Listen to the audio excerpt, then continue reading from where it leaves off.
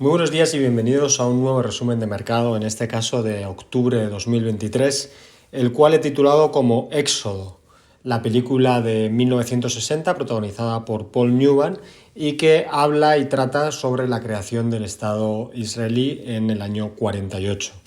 Tristemente viene a colación por los sucesos que han ocurrido en octubre en la Franja de Gaza, con las imágenes dantescas que todos fuimos testigos sobre los ataques de Hamas en las zonas fronterizas de Gaza, atacando a los kibutzis israelíes y todo lo que ha pasado a raíz de esos ataques terroristas con la respuesta de Israel, la posible o no implicación de terceros países y en general un poco pues de toda la reacción de toda la comunidad internacional.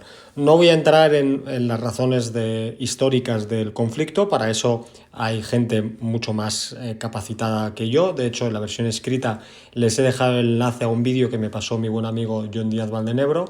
Es un vídeo de 13 minutos, la verdad muy recomendable, explica de manera muy sencilla, muy objetiva, cuáles son las causas históricas del conflicto y se lo dejo ahí para su revisión.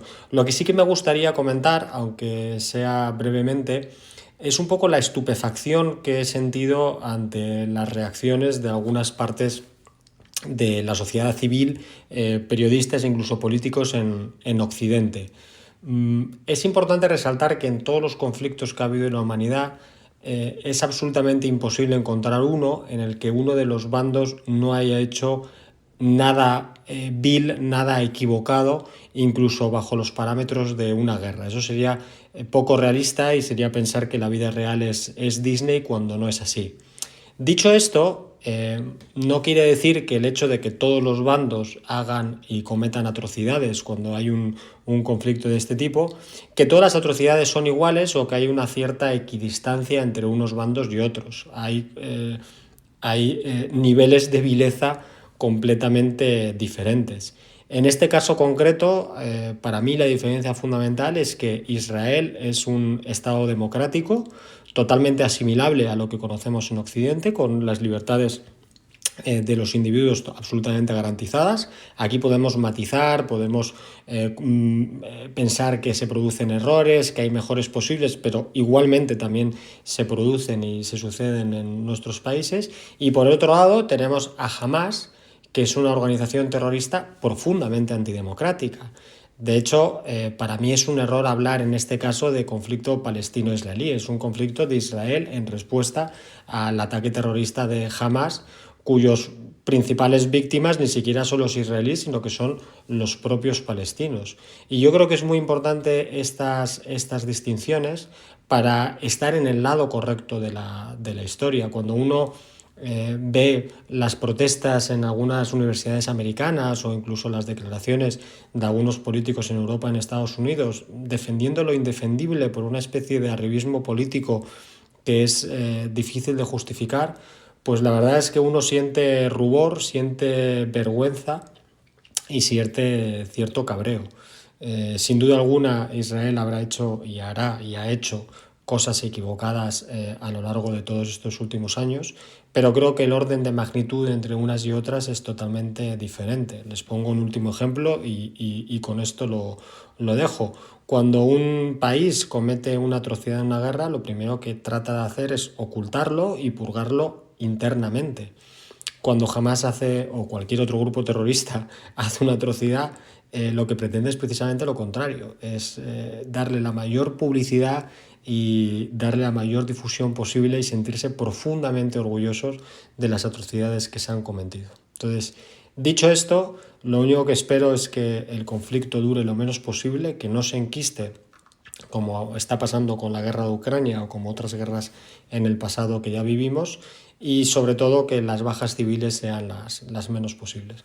Volviendo un poco a lo, bueno, en paralelo a esto, o antes de pasar a los mercados, sí que me gustaría dar una nota, no sé si de optimismo o de realismo, en el sentido de que cuando pasan este tipo de eventos, este tipo de conflictos, tendemos a pensar que la situación es mucho peor de la que es. En términos de bajas civiles, Quitando las guerras mundiales, del año 46 al año 50 morían más de 500.000 personas al año por conflictos armados. Hoy en día mueren 50.000 víctimas anuales por este tipo de guerras o de situaciones armadas. Sin duda son muchas, pero está claro que se ha avanzado muchísimo en los últimos 70 años. Ya lo explicó mucho mejor que yo el escritor sueco Johan Norberg en su bestseller Progreso, que yo lo he comentado varias veces en estos mensuales y lo vuelvo a resaltar, que las noticias negativas y las tragedias venden muchísimo más y se quedan mucho más en el imaginario colectivo que las buenas noticias. De hecho, de nuevo en la versión escrita les dejo un gráfico sobre las causas de muerte en Estados Unidos en el año 2016, en la que las enfermedades del corazón son el 30%, el cáncer el 29%, los accidentes de tráfico casi el 8%, los problemas respiratorios el 7%, y se compara con la cobertura mediática de las noticias del mismo año, en la que el 35% es sobre terrorismo, el 23% es sobre homicidios y el 10% sobre suicidios. Está más que claro que los asesinatos, el terrorismo, los suicidios y todo este tipo de noticias muy negativas y trágicas, pues reciben muchísima más cobertura mediática de la que merecen, porque venden mucho más y da una sensación de que el mundo está mucho peor de lo que está. No quiero resultar naif, ingenuo, y negar la importancia y la gravedad de lo que sucede en el mundo, pero sí que creo que es importante no ser demasiado negativo o no verlo todo negro. Como ya nos explicó Matt Ridley, el periodista británico, en su libro El optimista racional, si dices que el mundo ha mejorado, puedes sentirte satisfecho si solo te llaman ingenuo. Si dices que el mundo va a seguir mejorando, te consideran un loco vergonzoso. Pero si por el contrario proclamas que la catástrofe es inminente, puedes esperar el próximo Premio Nobel de la Paz. Dicho esto, vamos a volver ya a lo que nos ocupa y lo que nos interesa de verdad, como son los mercados, en el que el mes de octubre, pues por todo esto que he comentado, ha sido un mes muy complicado para los mercados en general, tanto de renta variable como de renta fija. Sí que es cierto que no fue tan malo como en septiembre, al menos para el Standard & Poor's y el Nasdaq, que cayeron un 2%, perdón, y fue algo peor para la renta fija, que se dejó en torno al 3%, sobre todo la renta fija conservadora, debido a la escalada de las tasas de interés. A diferencia del mes anterior, este mes sí que ha habido ciertos activos que han servido de alivio, sobre todo los metales preciosos. El oro ha subido un 7% y la plata un 3%, así como los criptoactivos, que también subieron bastante fuerte. Hablaré un poquito más de ello más adelante. En cuanto a la renta fija, pues hemos batido un récord negativo. Hasta la fecha nunca había habido más de 5 meses consecutivos con subidas de tasas de interés. En octubre se cumplió el 6º mes. Todas las veces que ha pasado esto, los 6 meses, no todas las veces, pero casi todas las veces que ha sucedido esto, los 6 meses siguientes han sido positivos para la renta fija. De hecho, y de nuevo por ver un poco el vaso medio lleno, a nivel técnico es verdad que el bono a 10 años está empezando a presentar una figura bastante de techo, ¿no? De haber llegado a unos límites muy extremos. De hecho, los indicadores de tendencia, de potencia de la tendencia, de lo que se conoce como el momentum, están dando una señal divergente, es decir, que señalarían que las tasas de interés van a empezar a bajar. Igualmente, la diferencia de la tasa respecto a su media móvil de 200 sesiones, que también es una manera de ver por dónde pueden ir las tasas en los próximos meses, pues nunca había estado tan separada. Dicho esto, llevamos muchísimos meses y muchísimos niveles diciendo que el tope del bono a 10 años estaba ya cerca o iba a llegar. Lo dijimos cuando alcanzó el 2%, cuando alcanzó el 3%, cuando llegó al 4%, al 4,20%, al 4,40%, al 4,50%. No por haberlo repetido muchas veces significa que ahora vaya a volver a pasar lo mismo, vaya a seguir subiendo, pero sí que es verdad que no podemos estar totalmente tranquilos y pensar que la situación se ha calmado. Personalmente sí que creo que los niveles actuales, si no son máximos, están muy cerca de máximos, lo cual no significa que tengamos que entrar a invertir como locos en bonos de tesoro a largo plazo. Estoy viendo muchas noticias y muchos comentarios de algunas casas de análisis diciendo que si inviertes ahora en el bono del tesoro a 10 años, pues estás garantizando un 5% durante 10 años, que es bastante más de lo que es la expectativa de inflación y por tanto parece una oportunidad de inversión muy clara. No voy a decir que no me guste, creo que puede tener sentido, pero sí que me gustaría alertar sobre algunos peligros de pensar de esta manera. Primero, es muy raro que mantengamos una inversión durante 10 años. La teoría financiera nos dice que lo mejor es invertir a largo plazo, pero la realidad es que la única inversión que solemos mantener durante tan largo plazo y no es exactamente una inversión pura es nuestra vivienda habitual. Luego, a lo largo de ese tiempo, pues el día a día, las presiones, las necesidades, los cambios que se producen en nuestro mercado hacen que lo normal es que no mantengamos esas inversiones durante tanto tiempo.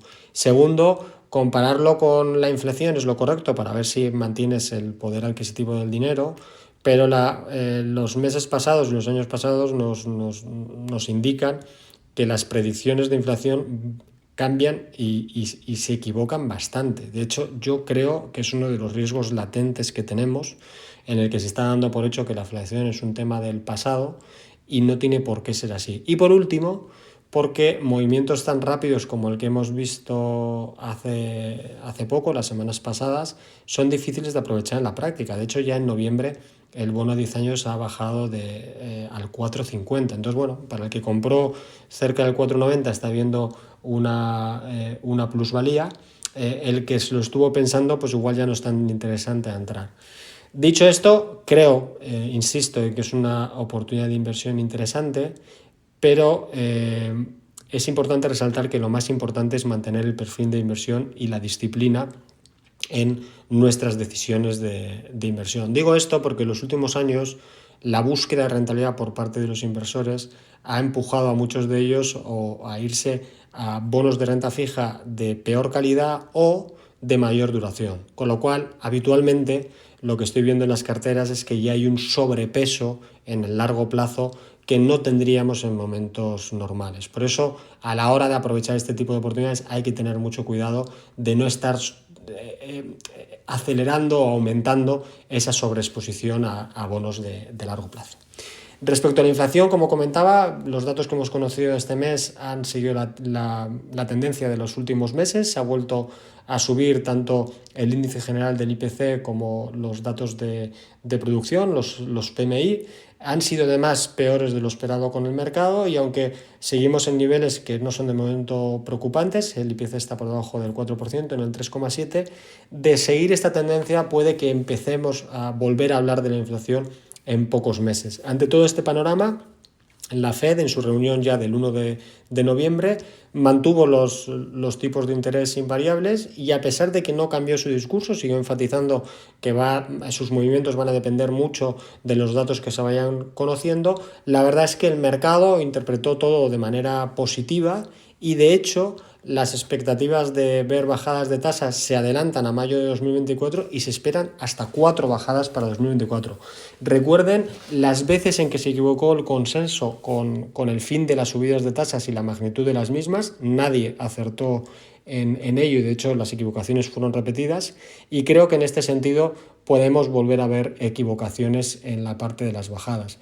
Primero porque la Fed tiene bastante margen para no bajar, tanto el empleo americano, que a pesar de que las revisiones mensuales estén siendo a la baja, sigue teniendo una salud bastante aceptable, muy alejada de lo que esperaríamos en un periodo pre-recesión, así como los datos de crecimiento que hemos conocido en los últimos trimestres en Estados Unidos que han sorprendido al alza. Entonces esa fortaleza de la economía americana y esa subida que estamos viendo en la inflación, pues yo creo que le da alas a la Fed para mantener las tasas durante bastante más tiempo de lo que esperamos.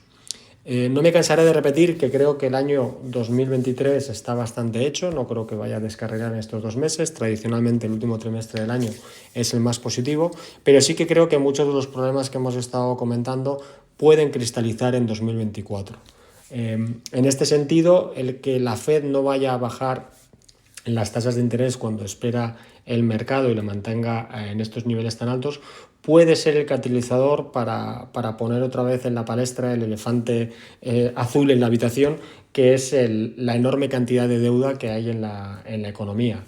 Los próximos años Estados Unidos se enfrenta a cantidades bastante altas de renovación de deuda, y la mayor parte de esa deuda está a niveles inferiores de las tasas actuales del 5,5%. Con lo cual, si se cumple el pronóstico de que la Fed mantiene las tasas elevadas durante más tiempo, una parte considerable de esas renovaciones se van a hacer a tasas superiores. A esto tenemos que unirle que en el mix de financiación de las empresas, que como saben las empresas se financian o bien vía acciones, vía equity o bien vía deuda, en los últimos años hemos visto un aumento considerable del peso de la deuda en ese mix de financiación. Las razones son bastante conocidas. A partir de la crisis financiera de 2009, la Reserva Federal bajó las tasas a cero y lo mantuvo durante 10 años así, con lo cual las empresas podían financiarse vía deuda a tasas nulas, con lo cual el aumento del peso de la deuda en el mix de financiación ha sido del 50% en los últimos 20 años. Por último, y para cuadrar el círculo, tenemos que comparar este aumento del coste de la deuda con el rendimiento de los activos invertidos de las empresas. La diferencia entre ambos es la creación de valor. Lo que se conoce como el retorno sobre capital invertido menos el coste promedio de financiación te da el valor que está creando la empresa. Si los costes de financiación están subiendo y los retornos del capital invertido están bajando, porque a pesar de que vimos un momento muy álgido en los 2000 con la creación de Internet, el outsourcing a China, etc., en los últimos años, por distintos factores, esto está bajando, a no ser que aparezca algo que cambie, un nuevo evento tecnológico, que podría ser la inteligencia artificial, pero todavía no está claro. Lo normal es que las empresas empiecen a destruir valor en los próximos años. No crean que la situación que estoy comentando de problemas con la refinanciación de la deuda es exclusiva de Estados Unidos. De nuevo, en la versión escrita les dejo un gráfico sobre el peso relativo por cada índice mundial en cuanto a la renovación de deuda que va a tener que enfrentarse en los próximos años, y la situación en Europa es muchísimo más dramática que en Estados Unidos, ¿no? Tanto las pequeñas y medianas empresas europeas como el índice general pues se enfrenta en los próximos 5 o 6 años a renovaciones de en torno al 60 y el 90% de su deuda, cuando en el Standard & Poor's 500 y en el Russell 2000, bueno, el Russell 2000 es un poquito más grande, pero en el Standard & Poor's 500 es en torno al 30, 40, 50%, con lo cual la diferencia es muy significativa. Una vez más, Estados Unidos en este sentido es el tuerto en el país de los ciegos. De hecho, y a pesar de las crisis de los últimos años, los mejores índices para estar invertidos en los últimos 15 años han sido sin duda los americanos, con muchísima diferencia sobre el resto de activos. Termino el repaso a los mercados con la mención de los dos activos que mejor han funcionado en este mes y de los que se ha hablado muy poco en los dos casos. Por un lado tenemos el oro, que ha subido un 7% en el mes, con las últimas jornadas pues con subidas bastante espectaculares. Volvemos otra vez a los niveles de $2.000 por onza.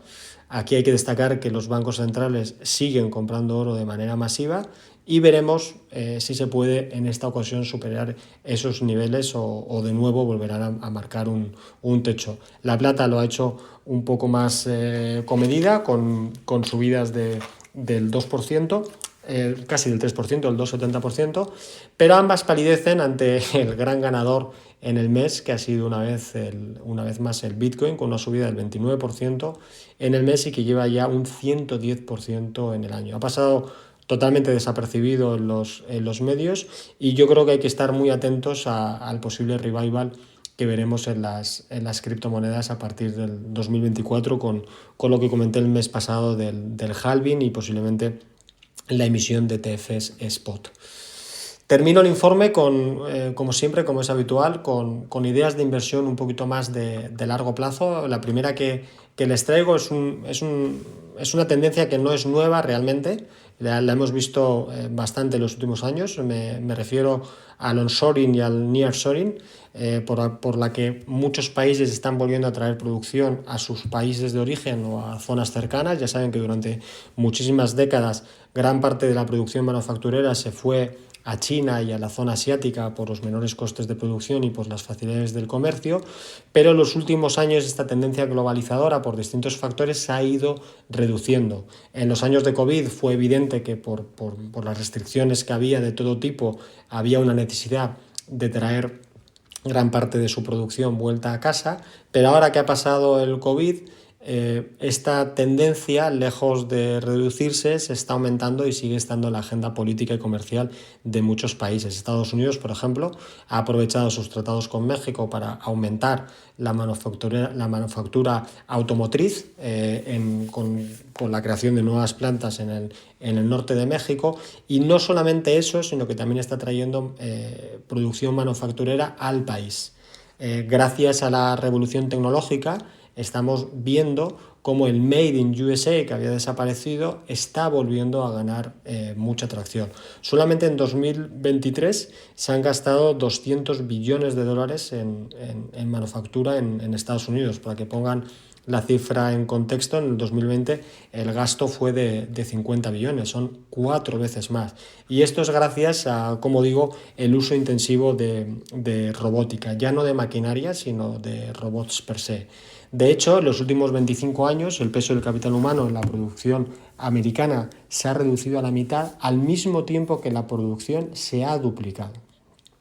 Todo esto va a tener unas ramificaciones que van a exceder mucho la economía y que va a tener implicaciones sociales y políticas de gran calado que tendremos que ir viendo en los próximos años. Acabo el resumen con una actualización del impacto de la inteligencia artificial en los resultados empresariales. La temporada de resultados empresariales está siendo bastante buena, está ya bastante avanzada a estas alturas. Las sorpresas positivas están en niveles muy aceptables, superando el 80%, cuando la media es un 60 y tantos %, pero sí que estamos viendo una gran diferencia entre las empresas, en este caso tecnológicas, que han hecho un buen uso de la inteligencia artificial de las que no. Les pongo el ejemplo de Microsoft y Google. Las dos empresas dieron a conocer resultados positivos, resultados buenos, pero en el caso del uso de la inteligencia artificial y la generación de beneficios a través de ella, Microsoft dio unos buenos cifras y Google decepcionó. Además, es el segundo trimestre que decepciona en este sentido. El veredicto del mercado fue claro. Microsoft subió 3% en el día de la publicación, mientras que Google cayó un menos 10%, y creo que lejos de ser una tendencia pasajera, como en su momento pudo ser el metaverso, los NFT, que yo personalmente creo que volverán, pero tardará su tiempo, la inteligencia artificial sí que parece que va a ser la que marque la línea divisoria entre las empresas que tengan éxito o no tengan éxito en los próximos años y décadas. Nosotros como inversores tenemos que procurar estar en el lado correcto de esa división, ya que el buen comportamiento y la buena marcha de nuestro patrimonio va a depender en gran medida de ello. Les dejo con una frase de Lucian Hooper, un ya fallecido analista financiero, que la verdad es que me ha gustado mucho y que creo que viene muy al tanto de lo que sucede en los mercados. Siempre que encuentras la llave del mercado, te cambian las cerraduras. Que disfruten mucho del mes y nos vemos en noviembre. Un saludo.